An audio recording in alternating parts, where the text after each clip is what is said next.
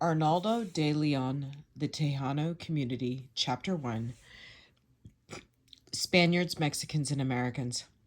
While the Hispanic presence in Texas may be traced to 1519 when Alonso Alvarez de Pineda explored and mapped the coastline between Florida and Veracruz, actual occupation of the territory occurred in June of 1716 when Captain Domingo Ramon arrived in New Spain's northern province with several families. More than a score of soldiers and a dozen missionaries, they built forts and established settlements that sustained missionary work among the Indians. By the end of the year, the small but energetic group of colonizers in East Texas had erected 6 missions, a presidio, and founded modern Nacogdoches. 2 years later, another expedition led by Martin de Alarcon established the Presidio San Antonio de Besur and the Mission San Antonio de Valero along the San Antonio River. While Spanish settlers from the Canary Islands located on this site in 1731, in subsequent years the Spaniards established other garrisons, missions, and civilian population centers.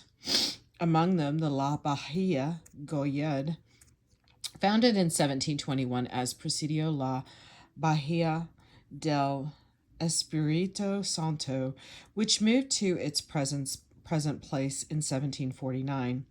The colonizing efforts of Jose de Escandon in the 1740s and 1750s resulted in a number of permanent communities along the Rio Grande. Among them, Laredo. In these several areas resided the few 18th century colonists whose presence established Spain's claim to Texas and limited encroachment by outside powers. What kind of people entered the province in these incipient colonization projects? Many came from Coahuila and other northern eastern states and tended to be either Spanish Castilles, mixed bloods, or Tlaxcalan Indians, the latter group of a civilized tribe that had once lived under the Aztecs. A good majority of these founders then were the product of generations of the mestizaje, that is, the interracial mixture of European Spaniards and Mexican indigenous Indians. Subsequent efforts to settle Texas with entire colonies transplanted from Mexico failed because too many feared venturing into an uncertain land where Lipan and Comanche marauders roamed freely. As a result, population growth in the province resulted from the castas and Mexican Indian soldiers in the presidios intermixing either with women in nearby communities or native Indians who had been Christianized in the Texas missions. From this practice, extra-legal settlements made up of families of soldiers or of settlers from Mexico sprung up around the missions and the presidios near Goliad, Nacogdoches, in San Antonio. A heterogeneous society quickly emerged. For the most part, these founders, whose number fluctuated around 3,000 during the final quarter of the 18th century, have been anonymous souls in the history of Texas. Spanish borderland historians have focused on such things as the mission, the presidio, and the rancho as frontier institutions, or on explanations that account for the ultimate decline of Spain and Texas. Yet a culture clearly thrived in the province from 1716 onward and continued to endure long after the ending of the Spanish stay. How did these people, the original Tejanos, keep going when faced with epidemic diseases, the constant threat of Indian attacks, and the need to wrest a living from a hostile environment? First, the pobladores, populators, imported a matured Mexican culture. Both the Spanish and Indian ancestors laid claim to high civilizations. Indeed, the Tlaxcalans that came to Texas from Mexico differed radically from other nomadic and primitive tribes in both New Spain and Texas, socially and culturally. The mixed bloods descended from stock equipped for survival in a hostile setting. Also, the pobladores and their progeny adapted themselves to the rigors of the frontier. Removed from Spain proper by a great distance and living in a rural environment with a semi-arid climate and sparse vegetation, they relied on survival techniques used in Mexico or invented new ways of getting along in the Texas terrain. Natural materials played a crucial part in the making of their houses. Mud mixed with straw, for instance, did well for adobes. The jacal, in which the walls were slender mesquite posts, placed continuously in vertical rows, was a more prosaic structure. Thatched coverings served for roofs impervious to the weather. The jacales acted as a form of temporary housing that worked well, even if many did, in fact, reflect their makeshift nature.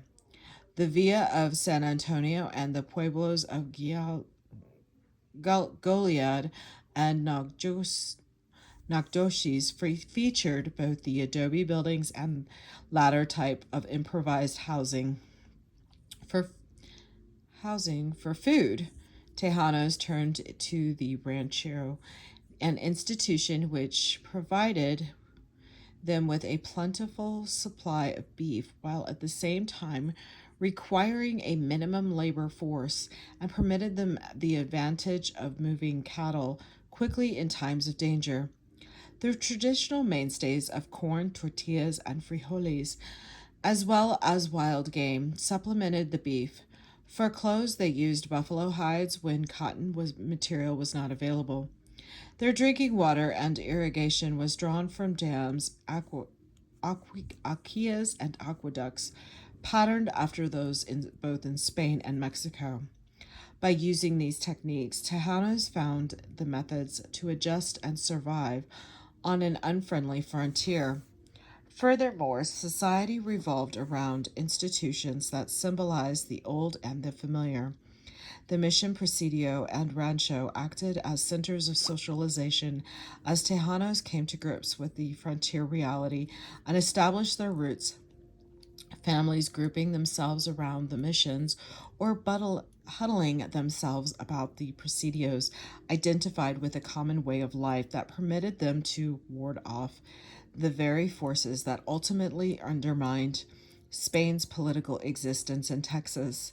Cultural patterns persisted then, as the Tejanos exercised common familial structures, housing traditions, food habits, religious attachments, special holy days, music, language, and social distinctions.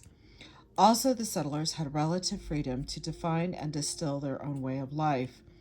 In Texas, even as the Spanish crown attempted to regulate their action, castas and mestizos still enjoyed enough relative autonomy to follow the oft-used reaction of obedeo pero no cumplio. I obey but do not comply. After all, the king, however much he wanted his subjects to be like Spaniards, unquote, could not dictate necessary responses essential for a frontier survival. In defiance of moral values imposed by missionary society, people practiced entertainment forms that provided relief from the harshness of frontier living. Spanish Texans held fandangos, dances, in their residences, where revelers engaged in drinking and dancing.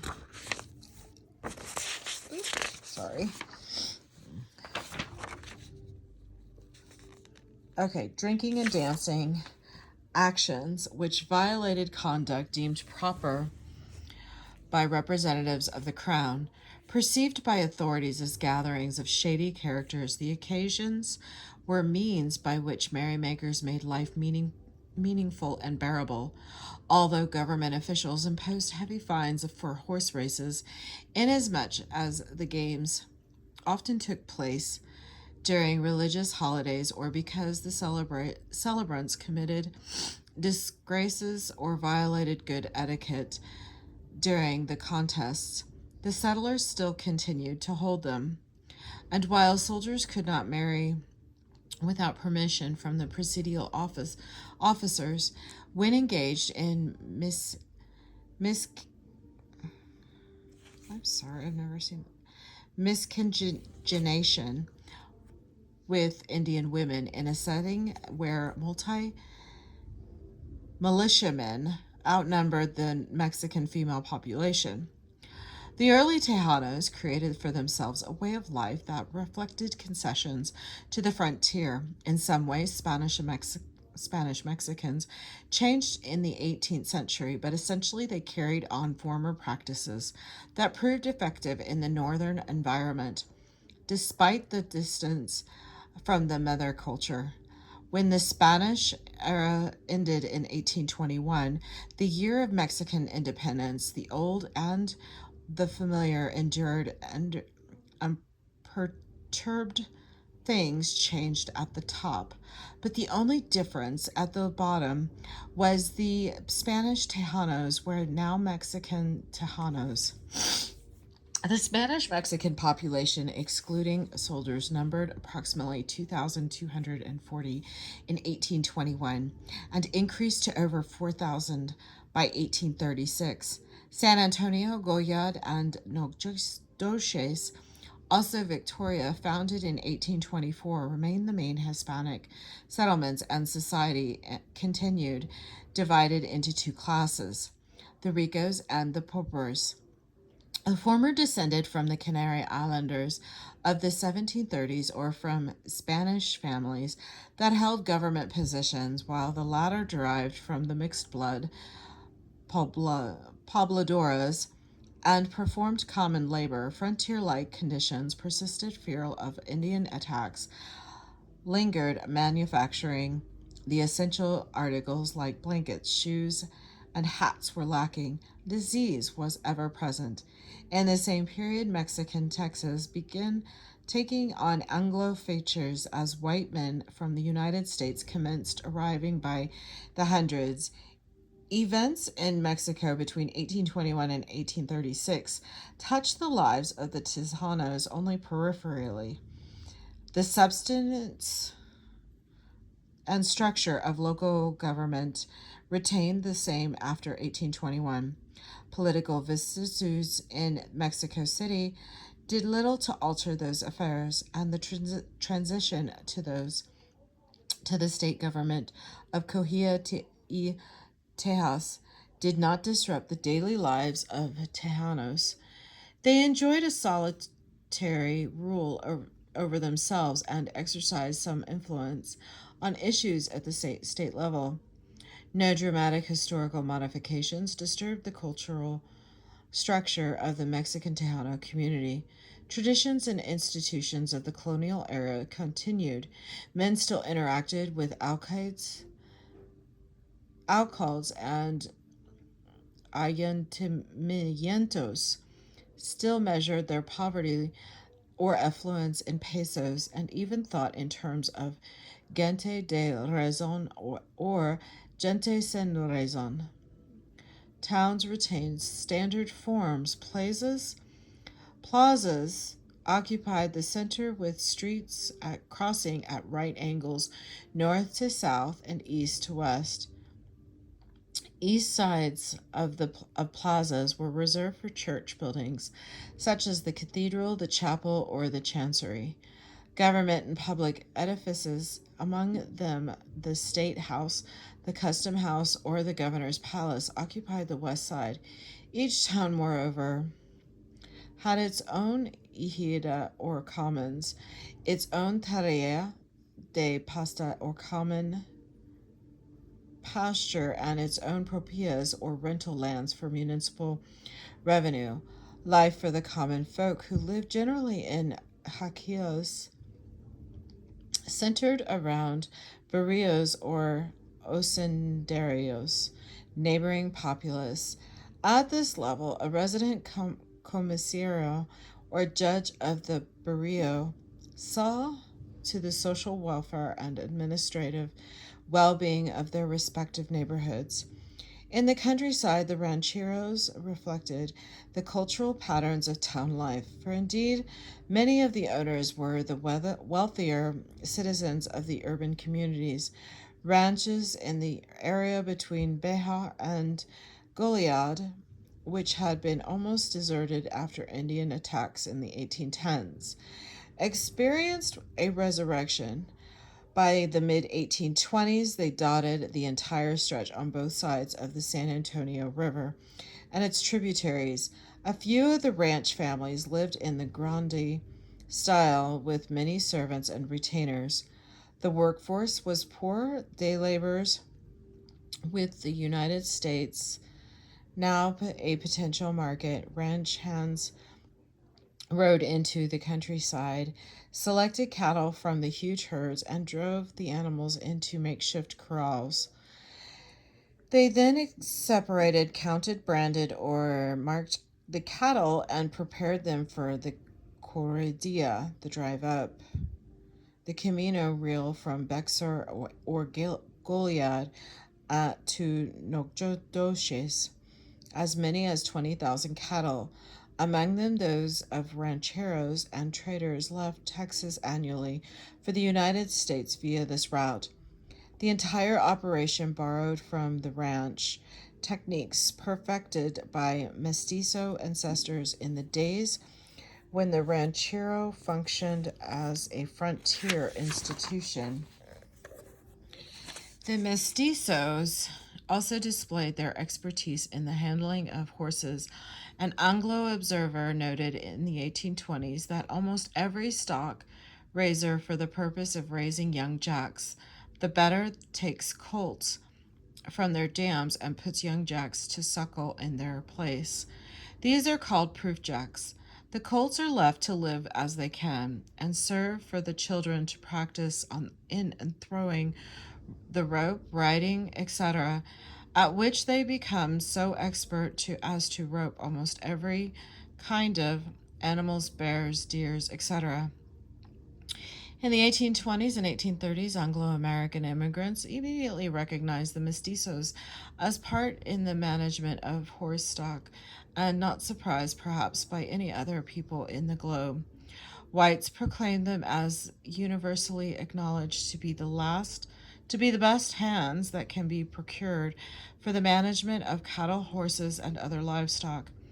Even at play, vaqueros displayed their remarkable horsemanship after rodeos, roundups. They often engaged in days of contest, of skill, which they called the Dias de Toros, Days of the Bulls.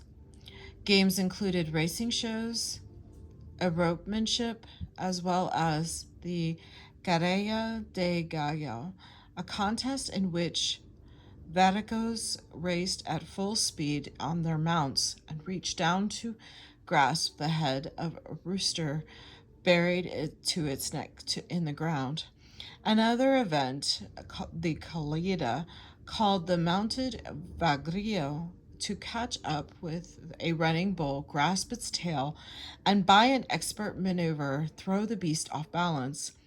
Only a limited number pursued non-agricultural work. Census of the period show only a small corps of artisans who earned their living as tailors, carpenters, blacksmiths, or masons. Many Tejanos engaged in the transportation of goods by using oxen to pull carretas, carts. The skill they displayed in training oxen or wild range bulls for their trade enabled them to dominate the carting of industry until the 1850s.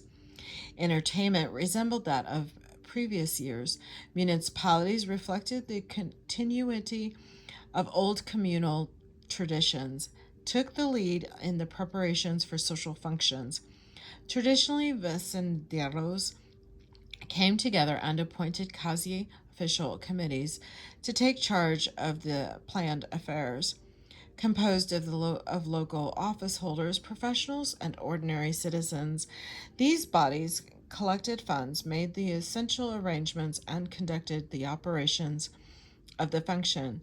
The Wanta Partico Patriot Committee, for example, involved itself in the official celebration of such events as Constitution Day, the Feast of Corpus Christi, Christmas, Good Thursday, and Friday, the Feast of San Felipe de Jesus, the Feast of the Virgin de Guadalupe, and the newer holiday of Dias y 6 de Septiembre, 16th of September.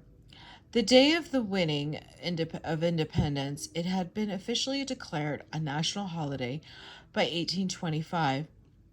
In Bexar that year, the festivities involved 3 days of revelry. The commemoration rate started on September 15th with a torchlight parade, a cannonade, and the ringing of the church bells, a solemn Te Deum Mass, a day parade, speeches, and the official reenactment of the Grito begin the next day. Prisoners were set at liberty. The military held a parade, and the young women were officially welcomed to the Green Bale. The last day ended the festivities with citizens dressed in mourning to attend a mass for the departed.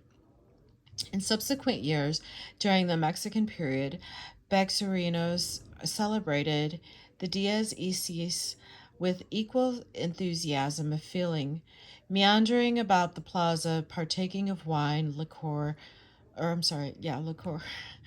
delicacies, and dancing the fandango.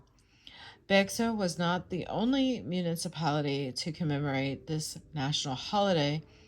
In 1832, La Bahia put on a dramatic performance that featured local people representing the opposing forces of the War for Independence.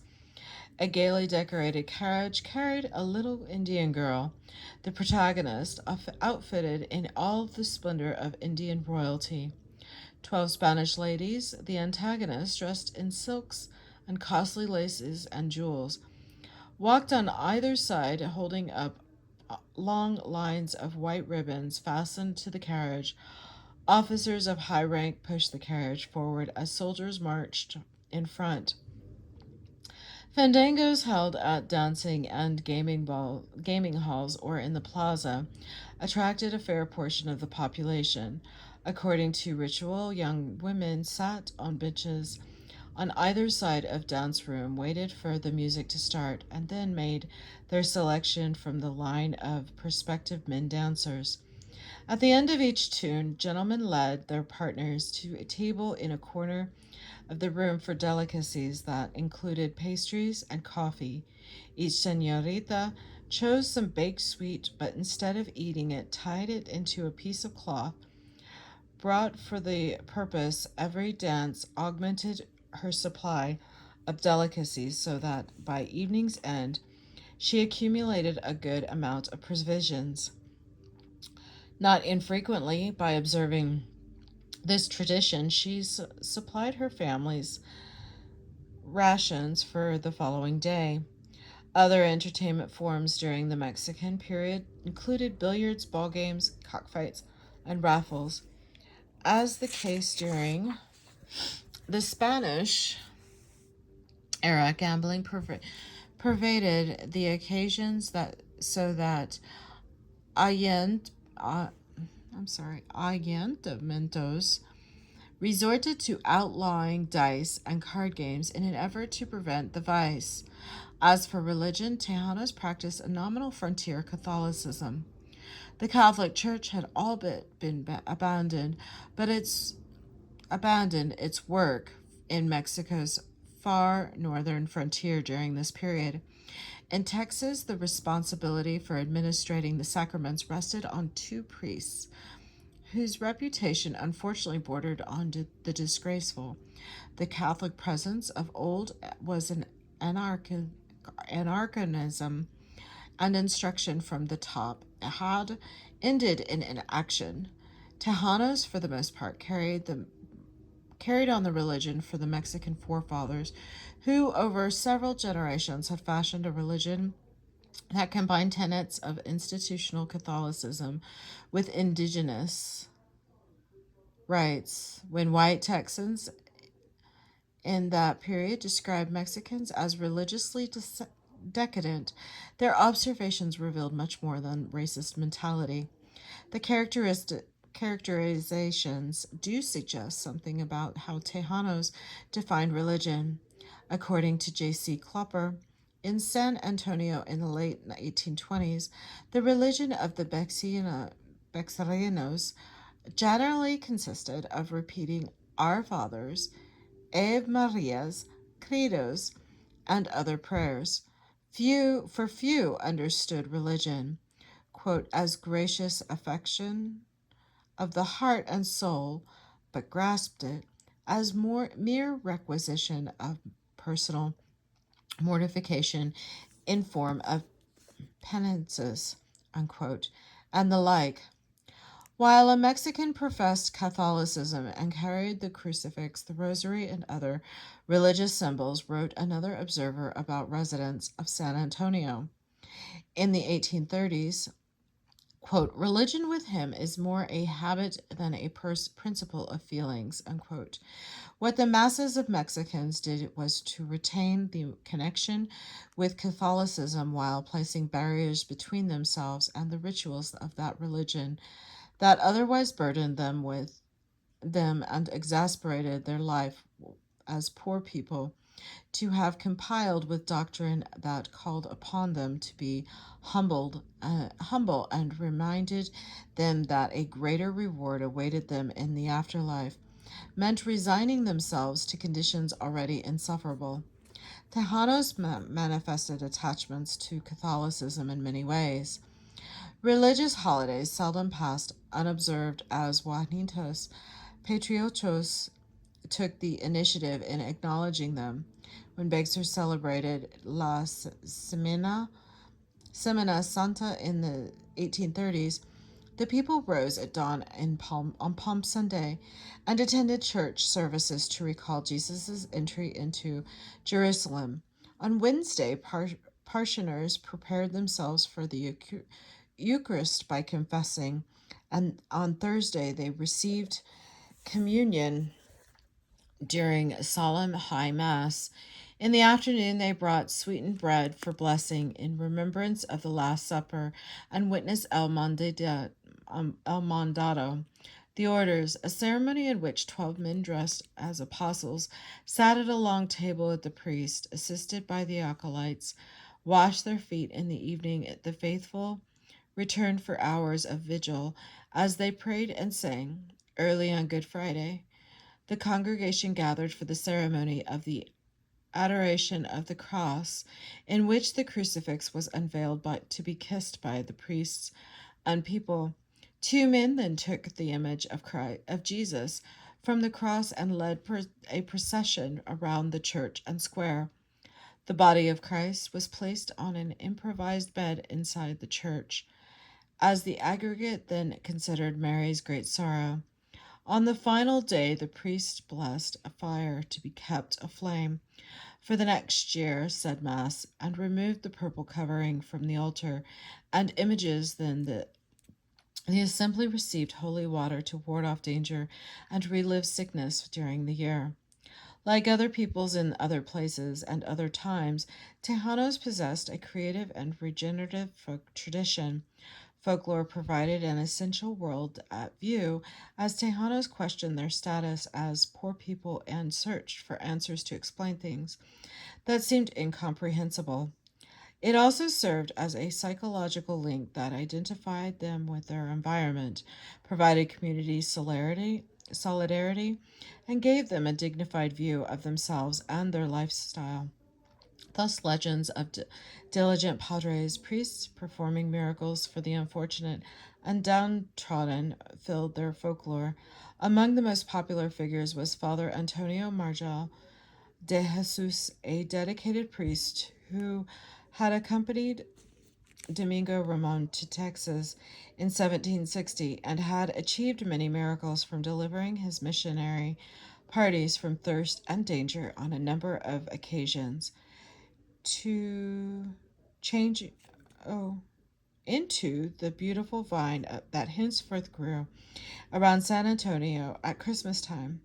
Other padres wielded similar powers, imploring the Virgin to help protect Indian neophytes from attacking hostile Indians or other menaces. Tejanos also employed folklore to express intimate feelings about courtships, relationships between relatives, and often about love. Fidelity and faith disclosed itself in the legend concerning Don Angel de Leon and his beloved Teresa, quote, a beautiful and high-born maiden of old Castile. Don Angel had left Spain to serve God and King in Texas. Both yearned for one another, but then Don Angel fell victim to an Indian arrow. The news traumatized Teresa until one day she learned that bells were being cast for Mission San Jose, where Don Angel lay buried in consecrated ground. She hurried to the ceremony, and as the molten mass filled the mold, she took the ring Don Angel had given her as pledge of his fidelity and the golden cross he had hung around her neck and dropped them both into the crucible. According to the legend, on the day of the bells rang near Don Angel's grave, she died in Castile, confident that the tolling of the bells had assured him that she remained faithful to the end. Similar stories expressing the same theme dealt with the molding of the bells of the Mission San Juan. The Anglo-Texan victory over the Mexican army in 1836 and the resulting independence from Mexico marked a major institutional change for Tejanos. The revolution introduced new ways of doing things, a new language, and a new socio-economic and political order. Rapidly, Tejanos became virtually foreigners in their native land. The future seemed to augur travail. Their fate did not rest solely on irrational tempers inflamed by the emotion of the war, for offenses against Tejanos continued long after memories of the Alamo and Goliad abated. In actuality, such transgressions sprang from deeply rooted Anglo-American attitudes. American responses to the native Tejanos were shaped by feelings against Catholics and Spaniards and antipathy to Indians and Negroes. Anti-Catholic sentiment and Hispanophobia had its origin in tracts in England in the mid-16th century, when propagandists, dissatisfied with the Roman Church, denounced the Mass as blasphemous. The clergy for encouraging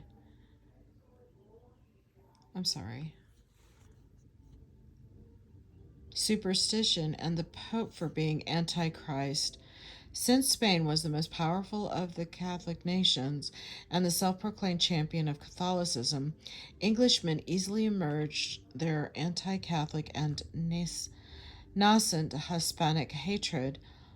Politically, rivalry between England and Spain only exacerbated attitudes, and soon the alleged atrocities inflicted by Spain against the New World natives begot a so-called black legend. Such prejudices arrived intact in North America, where subsequent literary diatribes expanded upon them. Military conflict along the Georgia-Florida frontier and diplomatic animosity following the American Revolution embedded those feelings. Anglo-American immigrants to Texas carried those attitudes across the Sabine River. Also, information related to the character and culture of, the Mexican Indian appeared in England by the latter 16th century. Much of it could be read in travel narratives, histories, translations of non-English adventurers in the New World, and Bartolome de las Casas, the Spanish colony. The literature painted an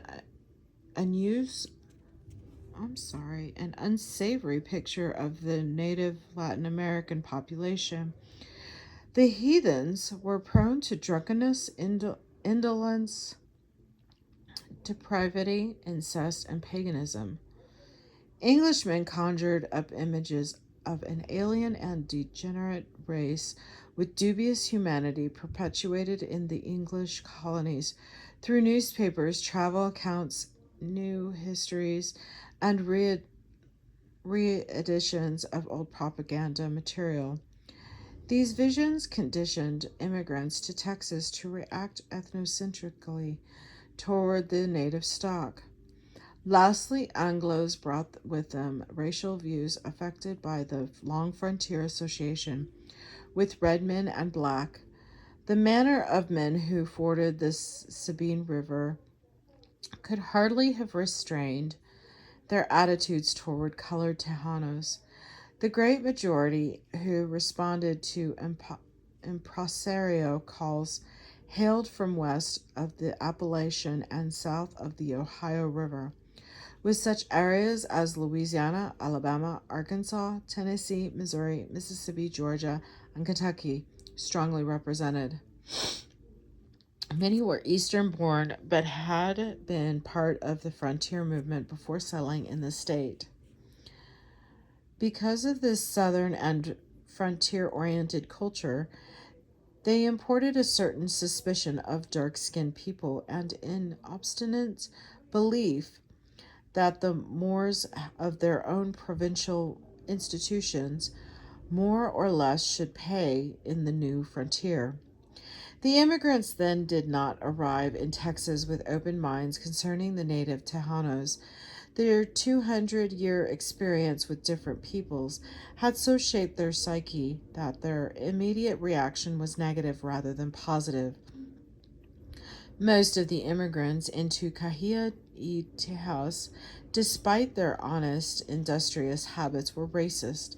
They had retained impressions acquired before their arrival in the state, then reapplied and transposed those racial attitudes upon the native castes.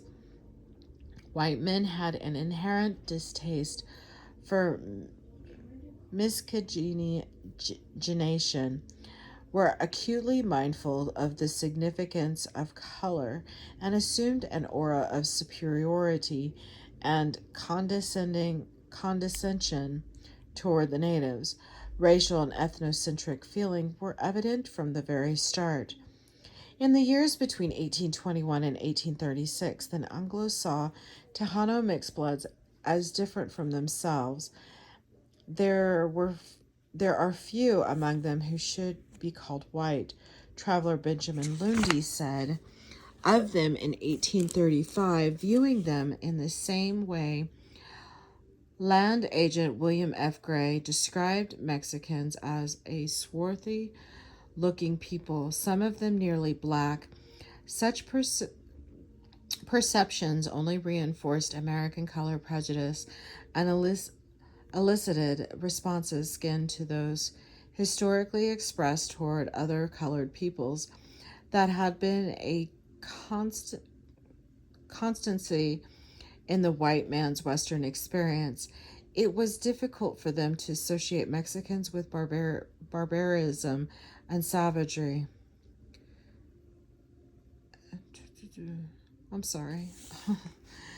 The planter John W. Holt, for example, referred to Santa Anna's soldiers as the, quote, colored hireling of a cruel and faithless despot.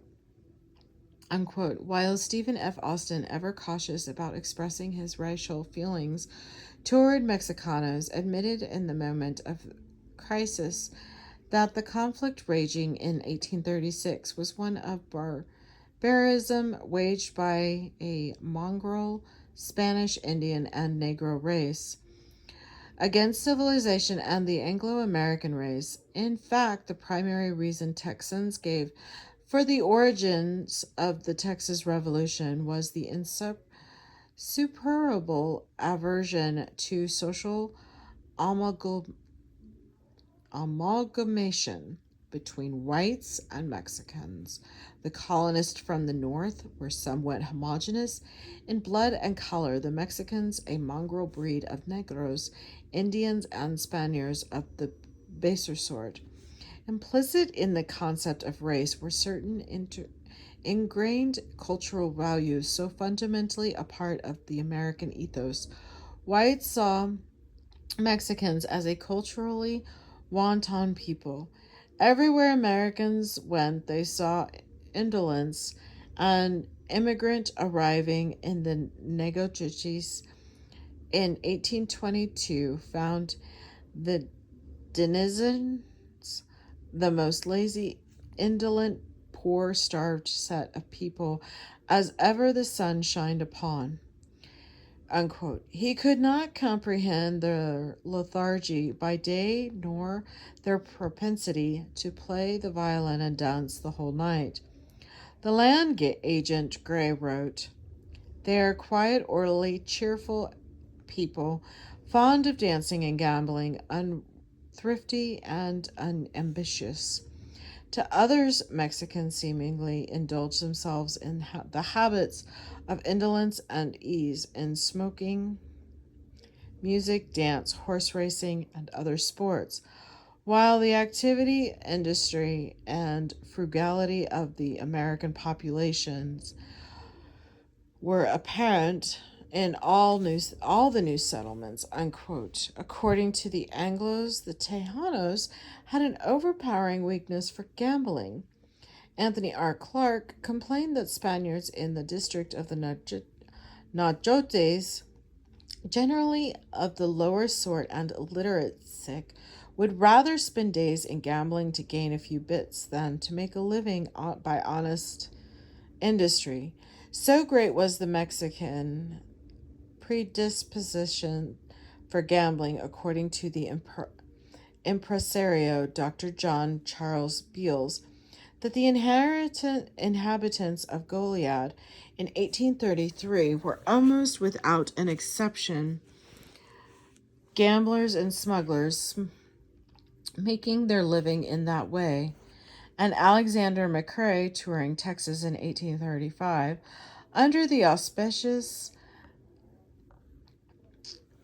of the Wilmington Immigrating Society, revealed in unconcealed astonishment, quote, "I for the first time saw females betting at a public game table. I do not suppose they were of respectable standing in society from the company they kept, but I am told that it is not at all uncommon for Mexican ladies to be seen gaming in public. The morality of Tejanos likewise appalled Anglos. There is an immeasurable superiority in the moral qualities of our people," reported a Mr. H. H. Breckenridge in 1835. The fandango was so much a cultural facet of Tejano society, similarly evoked stunning responses from the Anglos. For example, George W. Smythe, arriving in the Najotes from Tennessee in 1830, was shocked to see fandangos in which the priest and all participated so contrary to all my preconceived notions of propriety. Many identified the dance with a decadent civilization. In the 15 years before the Texas Revolution, the attitudes whites held toward Mexicans influenced their response to living under Mexican rule. Whites, who outnumbered the native Tejanos by 10 to 1 in 1836, were not about to countenance being ruled indefinitely by a people who, in their view, resembled Negroes and Indians, were inclined toward lethargy and indolence, and who spent their days gambling and doing lascivious dances, and while the revolution erased that possibility, it did not set aside already hardened feelings against both the Mexicans of Mexico and those of Texas. Such attitudes, combined with political and economic competition, governed the post 1836 relations between Anglos and Tejanos.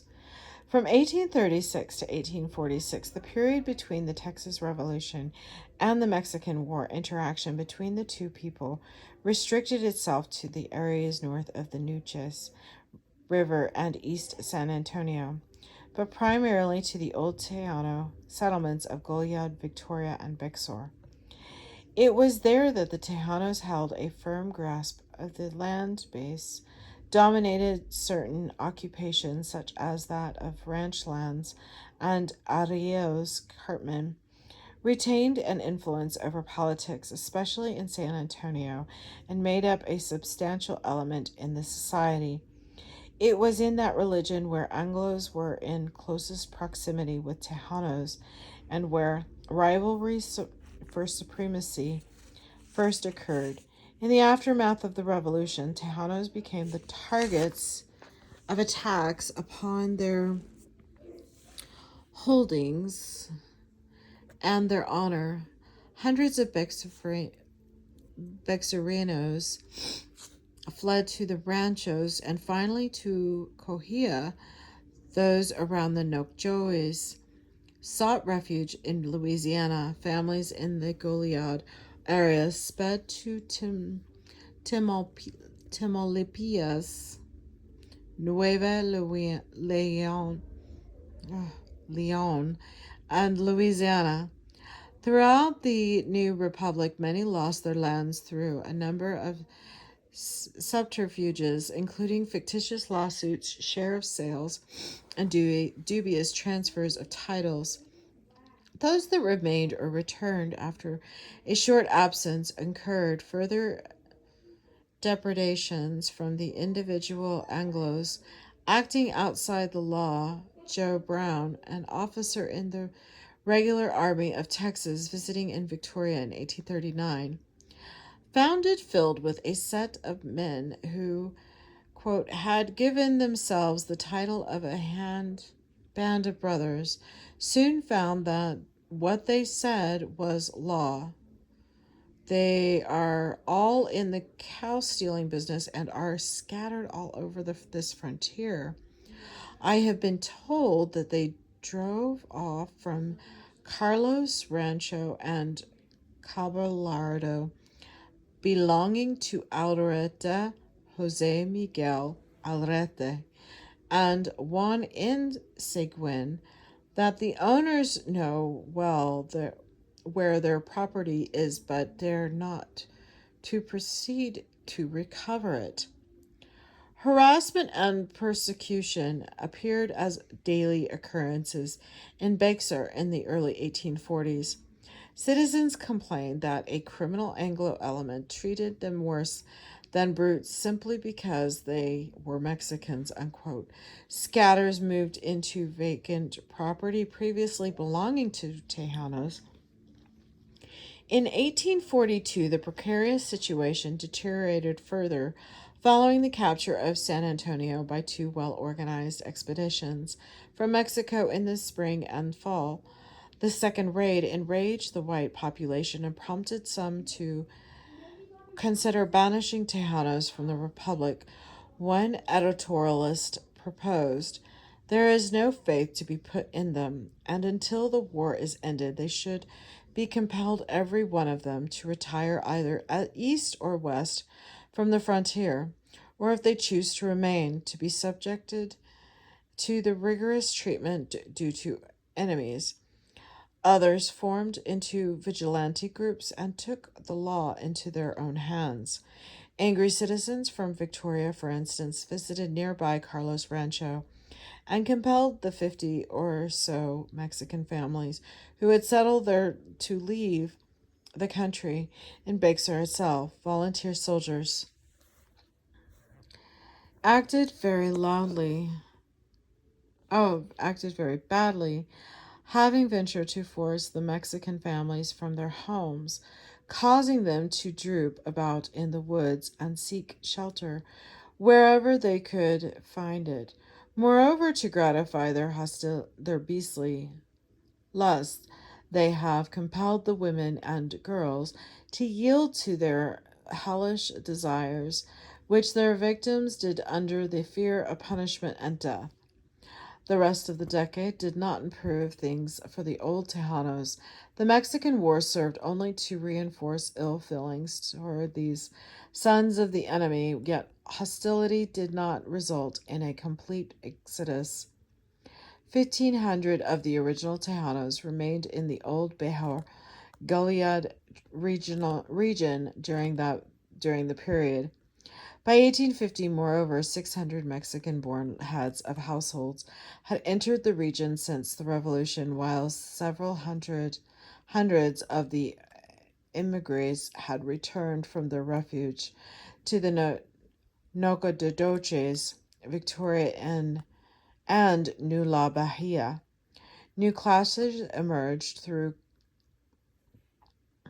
ostensibly over the issue of slavery, but based in economic rivalries, whereas Anglos viewed slavery as essential to economic development in the state.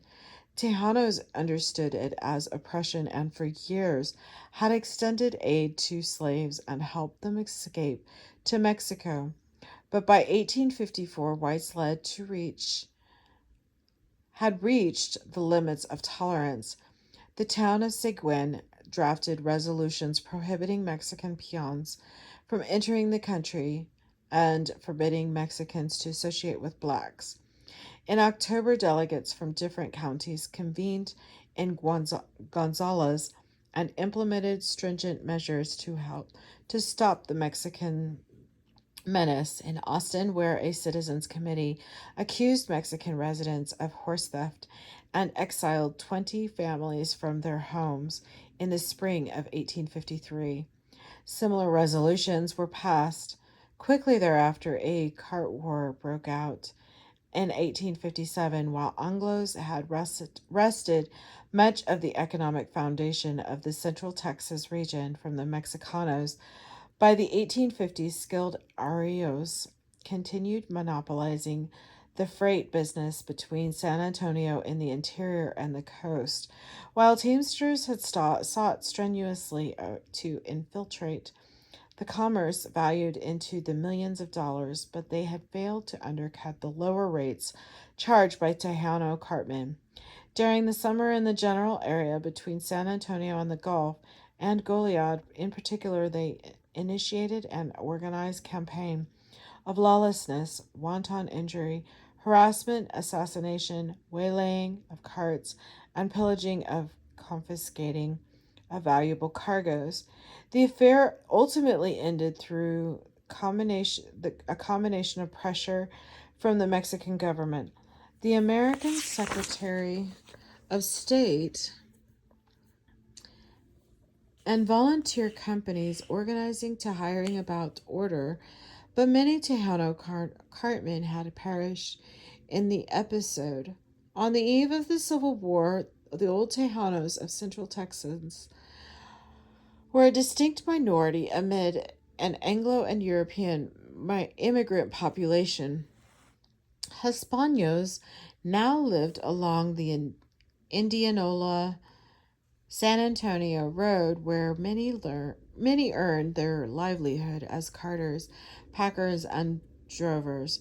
To the west of this area, they lived in all Mexican communities like New La Bahia and Alameda, or apart in a particular section of a town, as in the case of San Antonio, where they occupied the south and southwest sections of the city along the river and the Laredo Road. There they now lived as a group of overwhelmed by a combination of Anglo-German and Negro population. These early demographic patterns in central Texas remained generally stable for the remainder of the century. In the area between the Nueces River and the Rio Grande, the rivalry that appeared in central Texas did not surface in the years immediately after the Texas Revolution, for only a few Anglos penetrated the regions which technically belonged to the northern Mexican state of Tamaulipas. Thus, while proximity between Anglos and Tejanos in central Texas had resulted in competition for economic and political primacy, the separateness of the Tamalicopecos spared them similar troubles. Direct competition for livelihood did not occur until later. The Tamalopicos owed their origin to the settlement founded by José de Escandón. In the 1740s, before the 1820s, most of the original colonists lived in Laredo, population approximately 1,418 in 1819, and the towns of Camargo, Reynoso, Dolores, and Mir located on the west bank of the Rio Grande by the mid-1820s. However, population spread northward into the present Texas counties of Willacy, Kennedy, Brooks, Jim Hogg, Duval, Jim Wells, Kleberg, and Nueces. Approximately 350 rancheros existed in this region by 1835. Among them, San Diego, San Juan, Palo Blanco, Agua Dulce, El Suez, Los Olmos, San Luis, Pansacol, Zapata, San Ignacio, and Los Sands. It was into this area that some of the old Tejanos of the Bihar Goliad area had fled into their attempts to escape the ire of Anglos in 1836. Despite Tamaulipas' claim to the region of the Tamalopecos, became Tejanos when the Republic of Texas claimed the Rio Grande as its southern boundary. While diplomatically,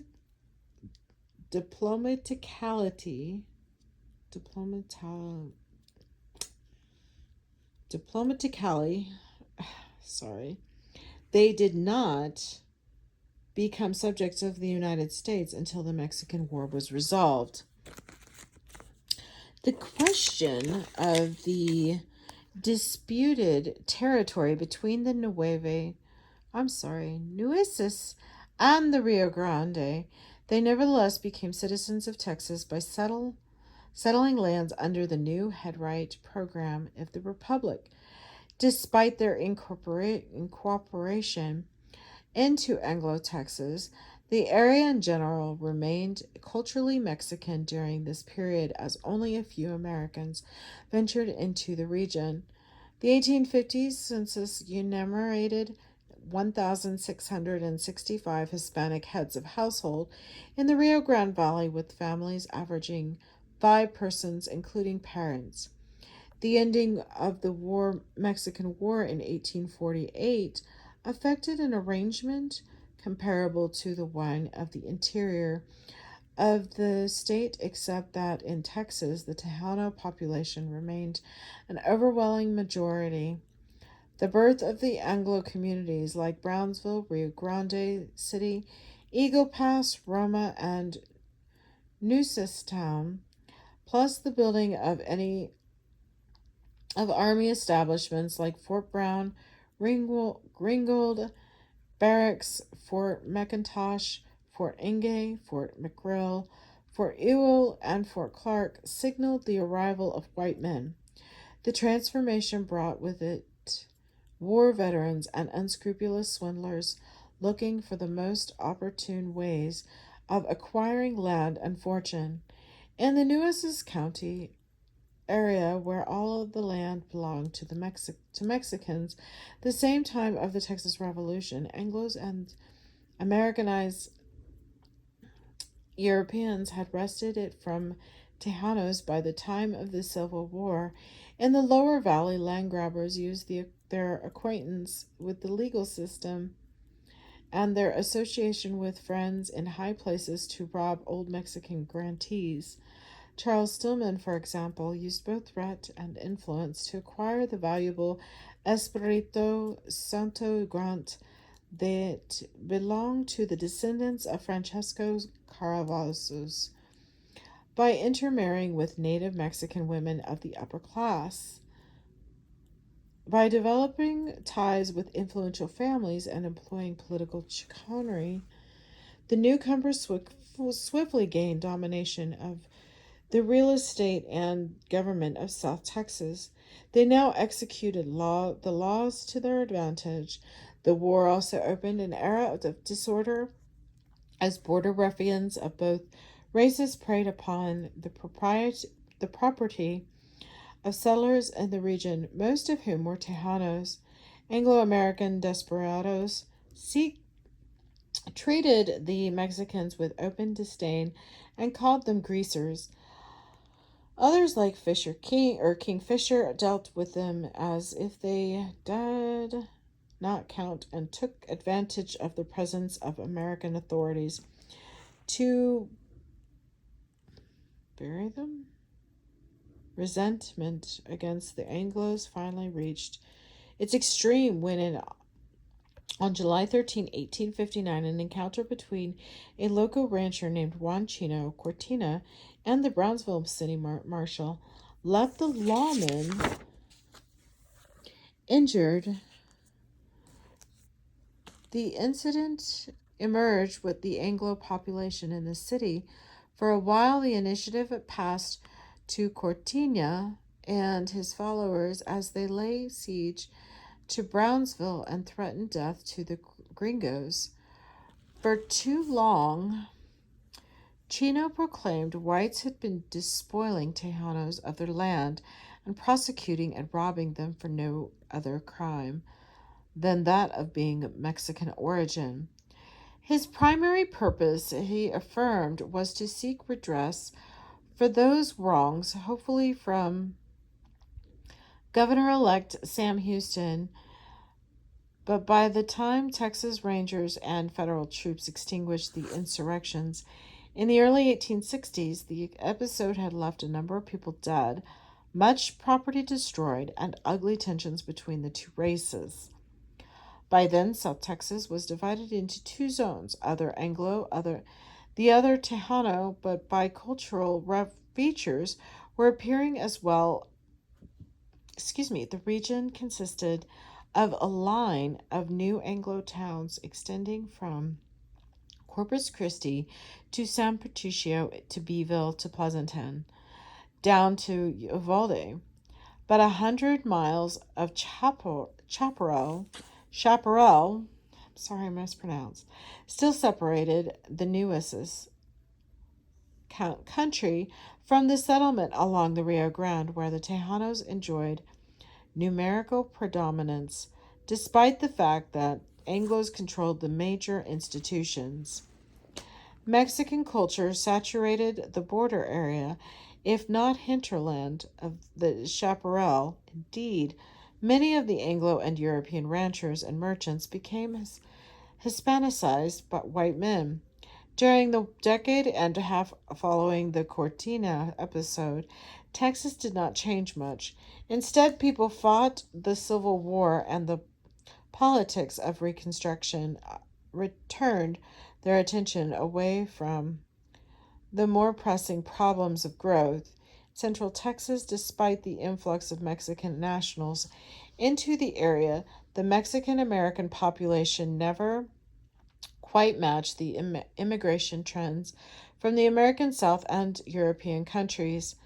Anglos continued victimizing Tejanos around San Marcos, noted a San Antonio newspaper in 1870. The trees were bearing a new kind of fruit, that is. Mexican cattle thieves hung by so-called vigilance committees organized for self-protection against the rustlers infesting that section in Bourne, where suspicion touched Mexicanos for recent murders and depredations in 1868. A party of volunteers from neighboring counties gathered to punish the unknown perpetrators of a wholesale murder that occurred 5 miles east of town. Upon finding weapons, that second that seemed to fix the crime on the Mexicans. The vigilantes indiscriminately began executing them, slaying 7 Mexicans in Goliad County. A mob lynched Jean Moya and his 2 sons in 1874 for allegedly killing the white family. Some days later, peace officers captured the real killers, but those who had murdered the Moyas escaped prosecution. These violent attacks were but an extreme form of the racism that frequently surfaced in everyday affairs. Tejanos in South Texas faced equally violent crimes, despite their numerical superiority constantly augmented by Mexican immigration. The major institution remained fundamentally in the hands of whites who seemed to helpless in checking a veritable war of races between cattle thieves from Mexico and a motley array of Anglo ranchmen, rustlers, and cowboys encountering each other over, quote, unbranded mavericks. For crimes committed against them, white ranchers and citizens invariably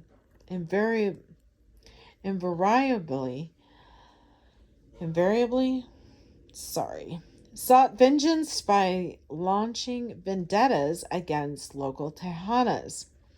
According to Texas Adjustment, General William Steele, a considerable element in the country bordering in the Nueces and west thought the killing of a Mexican no crime. Senator Joseph E. Dwyer similarly reported that 2 terrible outrages were being committed upon citizens of Mexican origin. In B County, he continued, whites brutally murdered a Mexican who refused to play the fiddle for him. Thomas F. Wilson, United States Consul at Matamoros, likewise testified that white authorities disregarded aggressions upon Mexicanos and that no one made a great fuss over the hanging or killing of Mexican in the neighboring of Brownsville or along the frontier in 1875. In San Antonio Express, in a political diatribe against Governor Richard Koch, remarks that along with the border regions, Mexicans were no longer safe upon the highways or outside of the towns, that they will be shot down as if they were savages, and that a number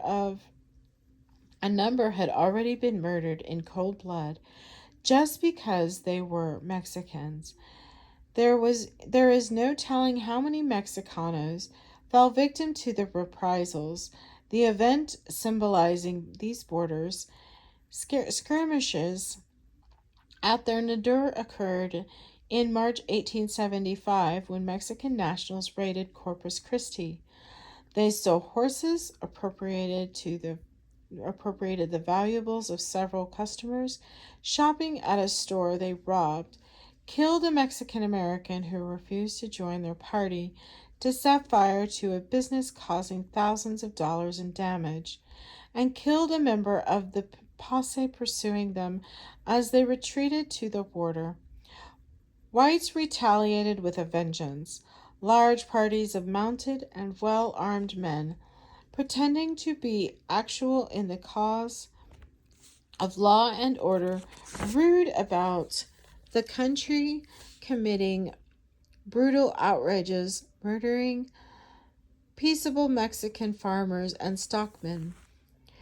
Indignant bands headed toward Encino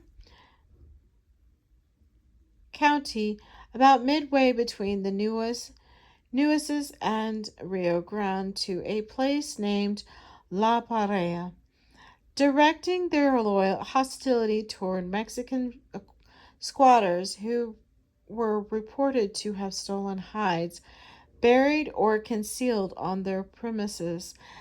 There are the attackers burned down the jackals and killed a number of the men. These border troubles subsided by the late 1870s as Porfirio Diaz's rurales, suppressed bandits from the Mexican and American troops, succeeded in the preventing American cattle thieves from the penetrating into Mexican territory. These easing of the tensions coincided with the economic changes taking place throughout the state. Texas entered an incipient phase of modern industrialization, as railroads now seem to connect those most points in the state, bringing with them progress and property. Bexar County suddenly emerged among the leaders in manufacturing, and San Antonio as the largest in the state. South Texas now gradually shifted from subsistence agriculture to commercial farming, concentrating on the production of cotton. Immigration from Mexico continued. The 1880 census commenced enumerating about 43,000 Tejanos, and for the first time Anglos began penetrating West Texas in masse as the range cattle industry thrust westward, and the sheep and goat industry found a home. Railroads followed, attracting farmers in their wake.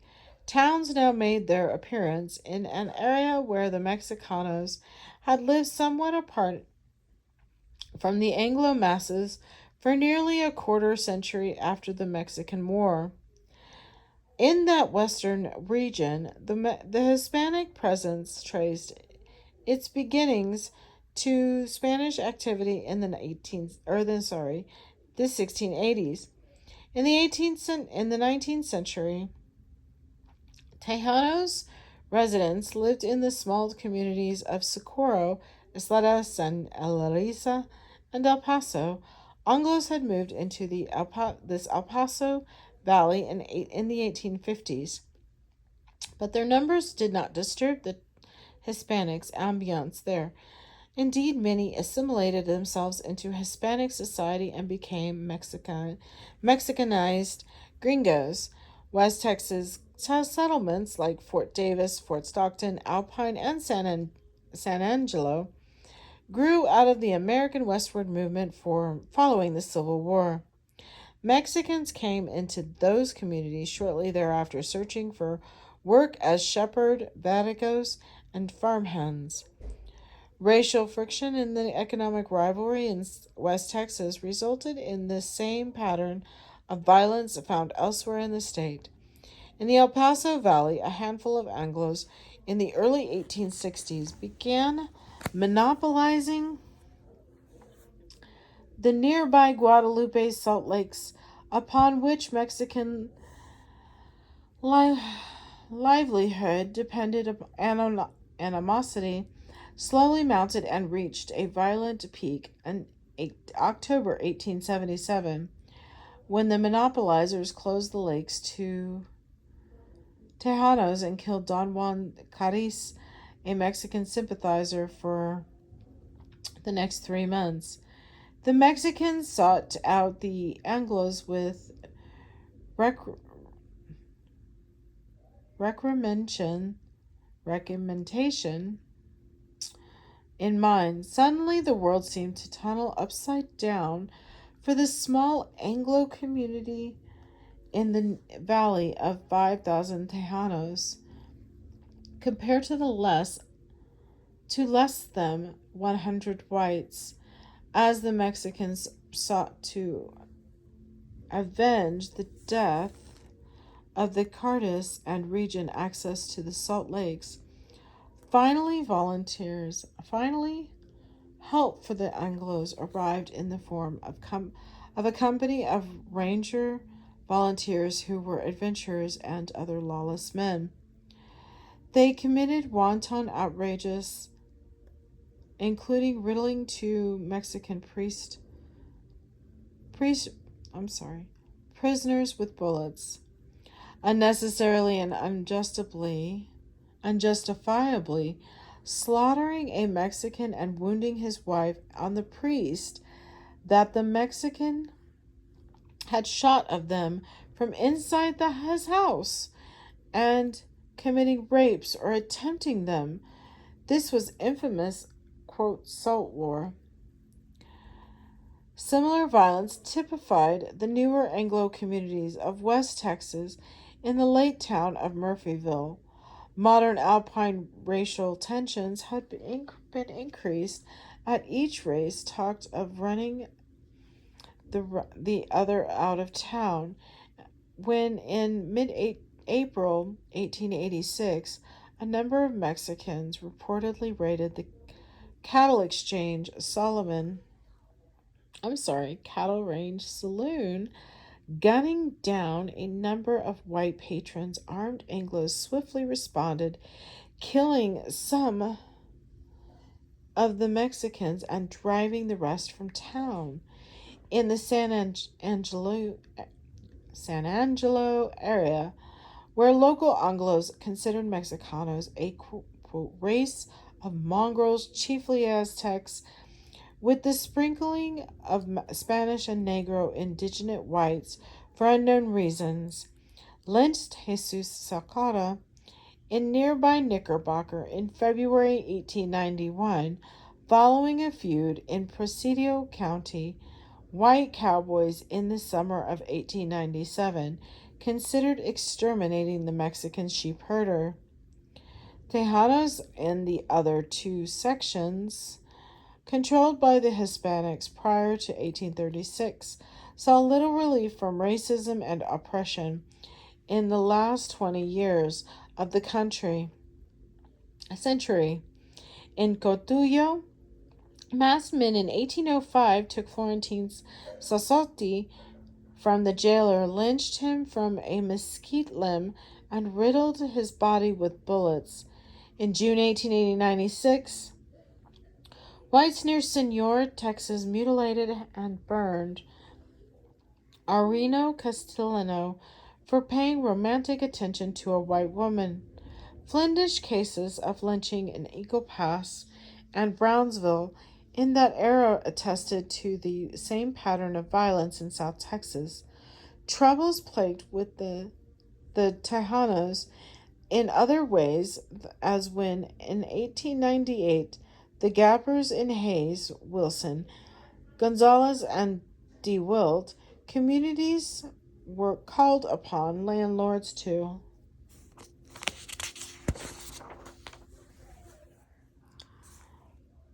run off Mexican renters and to discharge their Mexican hired hands. Or, more fantastically, when during the Spanish-American War, Anglos accused them of sympathizing with Spain and conspiring with guerrillas from Mexico to attack the United States. Manifestly, tragedy had befallen the Tejanos after 1836. They had come to live in a world where just about everything from their skin color to their cultural ways evoked perverse, racially responses.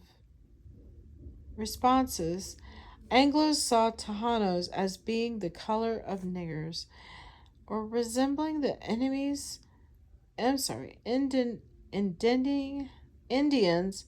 in physio- physiognomy as being a race of mongrels set apart by their physical differences from white men. They imputed to Mexican and childlike mentality and regarded themselves as unambitious, intolerant, indolent, and satisfied with the grinding poverty. They thought Mexicanos were concerned only with the frolic and pleasure and the pursuit of gambling, dancing, and sleeping the siestas. To white Mexicanos were sexually degenerate people lacking any morality, and as if this were enough, they repeatedly questioned the Tejanos' Americanism, wondering if these people, culturally distinct, could have true American sentiments. White men sought gallantly to keep Tejanos at a distance, to allow them to opportunity, for example, meant risking the chance of having Mexicanos presiding over them. Hence, their every effort was directed at handicapping Mexicanos to make sure that they remained subordinate and economically and politically defenseless. Among the mechanisms that maintained in the powerlessness was employing the Tejanos Texas Rangers as legal corps to keep them in their place. Oppression is what the 165,000 Spanish surnamed American Treaty Texans still know in 1900. This is the end of chapter 1. I'm going to go ahead and clue in. This is the map that accompanied this chapter, the Tejano community. And I'll kind of scooch in so that you can see the cities and provinces during this time. And this is the end of this. Thank you.